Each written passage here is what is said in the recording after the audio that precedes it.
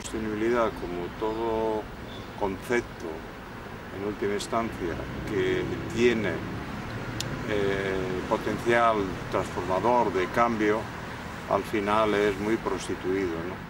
Si destruimos nuestros recursos, si degradamos los servicios básicos del planeta, no va a haber ni sociedades ni justas ni injustas, o las economías se van a degradar, etcétera, ¿no? Hay una descomposición, incluso un peligro de hundimiento de esta civilización y de muerte, por lo menos de muchos de sus individuos, ¿no? ¿Qué es sostenibilidad? Sostenibilidad es, en última instancia, tener una relación armónica con la naturaleza. Y eso supone que todas nuestras acciones no degradan ni servicios ni recursos del planeta. Es eso. Por eso yo, en vez de utilizar el término ecológico, economía ecológica, me gusta más la de sostenibilidad. A pesar de que todo se manipula y todo se prostituye, pues el término sostenible es muy claro, porque lo ecológico, ¿y qué es ecológico? No está tan claro, ¿no? Lo que aparece claramente no es un problema único, aunque hay problemas más o menos graves, o de gravedad más grande o de importancia mayor sobre la sociedad, es un conjunto, es una civilización que va en un proceso de colisión con la naturaleza, y los procesos de colisión son múltiples, aparte ya de las contradicciones propias del sistema capitalista.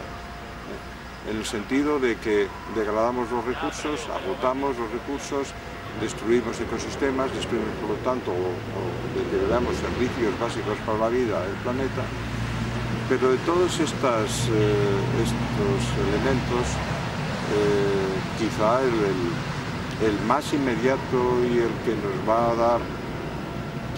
nos está dando ya quebraderos de cabeza es el agotamiento o el proceso de agotamiento del petróleo, su escasez, que determina unas escaladas de precios muy grandes, pero también están y coayudan en el mismo momento a hacer el problema más grave, pues problemas como escaladas de precios de alimentos o de materiales, sobre todo estratégicos, que son muy escasos. Se puede uno fijar en otras muchísimas variables, entre ellas el sistema financiero del sistema capitalista, que cuando la economía no crece se derrumba, y entonces cuando necesitas crédito para activar la economía, pues no hay forma, que es lo que nos está ocurriendo en este momento, ¿no? Por lo tanto, es como tener un cáncer dentro del sistema económico, que ya en sí tiene mucho de cancerígeno, ¿no? Luego los antropólogos nos hablan de la ley de rendimientos decrecientes en las civilizaciones. Es decir, las civilizaciones tienden a hacerse cada vez más y más complejas. Lo hacen no por una planificación, sino siempre intentan resolver problemas, normalmente problemas inmediatos.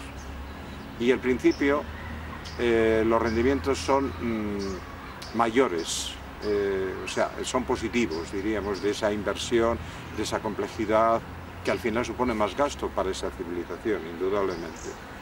Entonces, vamos bien, pero llega un momento en que los rendimientos empiezan a decrecer y las sociedades se convierten en cada vez más difíciles de gestionar, necesitan más recursos y muchas de ellas colapsan, que es el caso clarísimo del Imperio Romano, pero pueden ser otros muchos, los mayas, o hay muchísimas civilizaciones.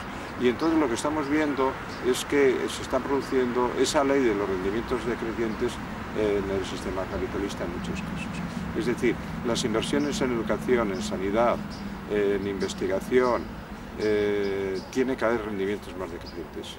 Para obtener el mismo resultado, o un resultado aceptable y bueno, de hace 20 o 30 años, ahora se necesita invertir mucho más. Si en 1950 por cada una inversión en energía para sacar petróleo tenía un ratio de 100 a 1, es decir, tú metías una unidad de energía y sacabas 100, ahora estamos en 1,15 o 1,18 creo que es, bueno, 1,18. Es decir, en 60 años se ha desplomado ese ratio. Entonces, para sacar petróleo cada vez tenemos que invertir más energía, pero para sacar metales que cada vez tienen, diríamos, una ley más baja, son los yacimientos que quedan, son cada vez más pobres, pues hay que remover unas cantidades ingentes de tierra con sus correspondientes impactos ambientales para obtener una cantidad menor. Inviertes trabajo, energía, cada vez en condiciones mayores para obtener menos resultados. Por lo tanto, esta civilización va mal, es decir, se va cargando, diríamos, de complejidad que le van a llevar también al colapso. Es decir, hay muchos elementos en todos estos.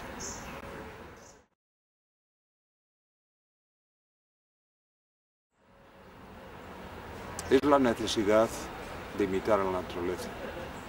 Algunos dicen que la naturaleza es una empresa de éxito.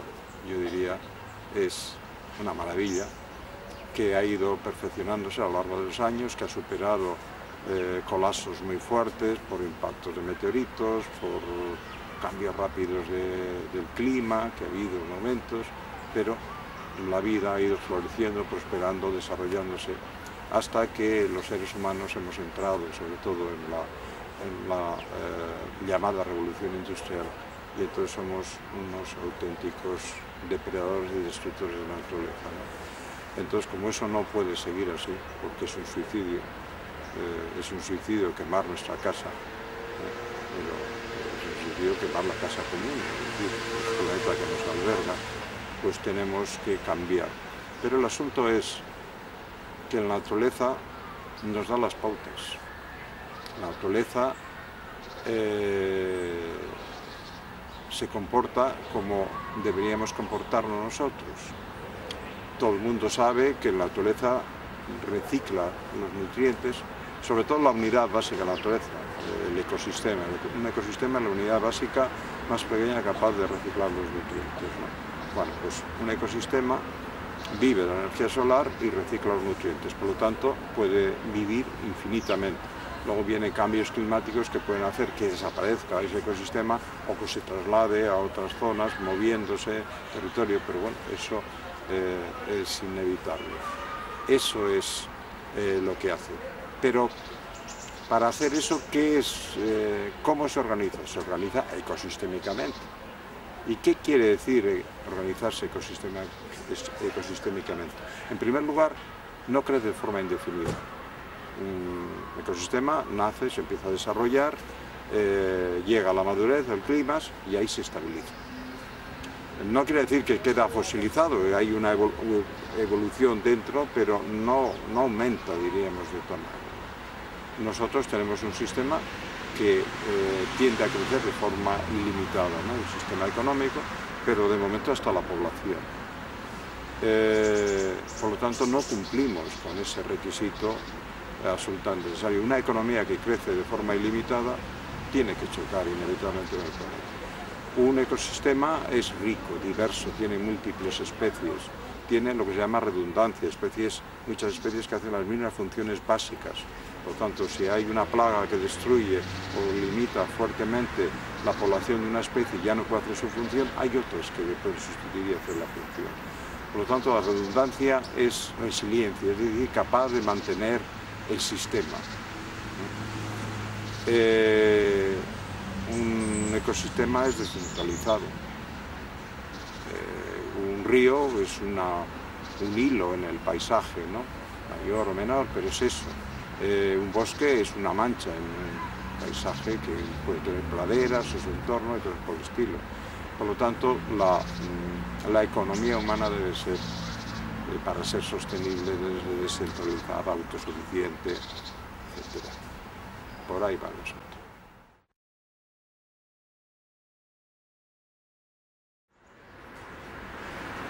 Depende de quién. Algunos son irreductibles porque no podemos plantearnos que somos seres abiertos, que chupamos toda la información, la procesamos, buscamos lo que es mejor. Todos tenemos filtros. Y cuando quizá el filtro mayor sea los intereses propios de uno, mi estatus social, mi riqueza, mi estatus académico, etc. Y si voy por otras vías, todo eso lo pierdo. Entonces, hay una barrera muy fuerte que pocos la saltan en ese sentido. Yo lo que puedo darles es 1000 argumentos contundentes y basados en estadísticas, lo que sea, y ya el resultado depende de cada persona. Estamos en la era del fin de los combustibles fósiles y que el fenómeno del techo, pues el techo del petróleo, es decir, que la extracción no es más o menos uniforme o sigue creciendo en el tiempo, sino que hay un momento en que no puede crecer más por la geología de los yacimientos. Y entonces no es que se ha acabado, pero ya empieza por la cuesta abajo. Y entonces eso ya es un desastre en un sistema en que crece de forma ilimitada. Lo mismo ocurre con muchos materiales estratégicos, es decir, que son indispensables para esta civilización industrial. La destrucción de los ecosistemas está probada y documentada de forma extraordinaria. En concreto, tenemos el macroestudio que encargó Kofi Annan cuando era secretario general de Naciones Unidas sobre los ecosistemas del milenio.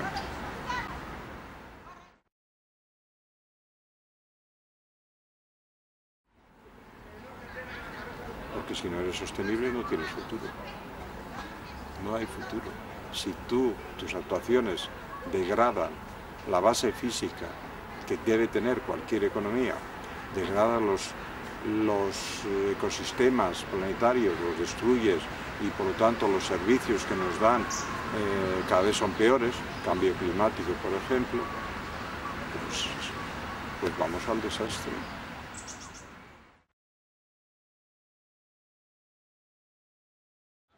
Bueno, estoy convencido que se van a agravar mucho más los problemas que en este momento tenemos. Pero también estoy convencido, lo estoy viendo, hay un movimiento en múltiples planos, desde la universidad, diríamos la academia, pero también de movimientos sociales, de organizaciones, de empresas incluso, que cada vez es más fuerte. Entonces, también es cierto que la gran mayoría de la población mundial en este momento, pues cree que el sistema es válido y que no hay que cambiarlo. No tiene una conciencia de la necesidad del cambio y es una gran rémora para los cambios. Entonces, lo que va a ocurrir es que esta corriente transformadora que comentaba hace un momento se está fortaleciendo porque cada vez más gente se da cuenta que esta situación no nos lleva nada más que al desastre. Yo no sé, bueno, seguro que para 2030 va a haber ya elementos de transformación importantes. Lo que no creo es que sean suficientes. En cualquier caso, ambas realidades, es decir, los problemas que se agudizan y la concienciación creciente y la movilización creciente, tienen una simbiosis. Cuanto más problemas, más movilización. El asunto es, si consiguiéramos que la movilización, la concienciación creciera muy rápidamente, los problemas serían menores, los atajaríamos en estados más incipiantes de gravedad. Yo no sé cuál es el mix que va a haber, pero cambios tendrá que haber. Tendremos que cambiar mucho el modelo energético, es imprescindible, no hay otra alternativa. No es una opinión mía que diga eso es lo bueno, no, es que es necesario. Si te se agota un recurso tienes que buscar otro, y en energía no hay otro que la energía solar. A mi modo de ver, Darwin descansa en su planteamiento de la evolución de las especies mucho en la competencia. Especies por territorio, y al final pues habla de la supervivencia de la especie más apta y tal en esa competencia, ¿no? Y el capitalismo, indudablemente, en la medida que está impulsando la liberalización económica a ultranza, pues instaura como elemento central de la sociedad de esta civilización la competencia, el individualismo, el egoísmo, que ya lo decía Adam Smith. en el siglo XVIII, que el móvil humano era el egoísmo. Yo no estoy de acuerdo con la teoría, pero eso es la consecuencia lógica de promover el libre mercado. Entonces ya, pues, el que no es competitivo desaparece, sin más. No hay ninguna relación de cooperación, etcétera. Diríamos, lo que la gente entiende por ley de la selva, ¿no? Como todos contra todos, no hay nada de comunidad, que es una idea falsa. La selva no es eso, pero es lo que la gente entiende. Y ya lo decía Marx, que el capitalismo generaba un proceso de centralización y concentración de capital. Entonces las grandes empresas son cada vez más grandes, se van comiendo pequeñas, las van destruyendo, depende de los casos, y entonces dominan, reinan, un número pequeño de empresas, tanto industriales, bancos, etcétera, van dominando el mundo. Por poner un ejemplo ya muy concreto, porque esto queda muy abstracto, la Unión Europea pues ha instaurado el sistema de libre comercio más amplio del mundo y está muy orgullosa de ello. Y entonces la teoría dice que si las empresas compiten, al final la más eficiente funciona, es la que se lleva el gato al agua. Pero una vez que ya ha conseguido dominar el mercado, tiene 1000 mecanismos para evitar que entre cualquier otro y se queda sola ella y hace lo que le da la gana, ya no tiene por qué ser eficiente, ya ha destruido a la competencia. Y en el caso de empresas eléctricas, por ejemplo, pues ha llevado a que 3 empresas dominen la producción eléctrica en Europa, que son la empresa estatal, todavía es paraestatal, francesa de electricidad, la alemana E.ON, bueno, la francesa es EDF, y la empresa italiana Enel.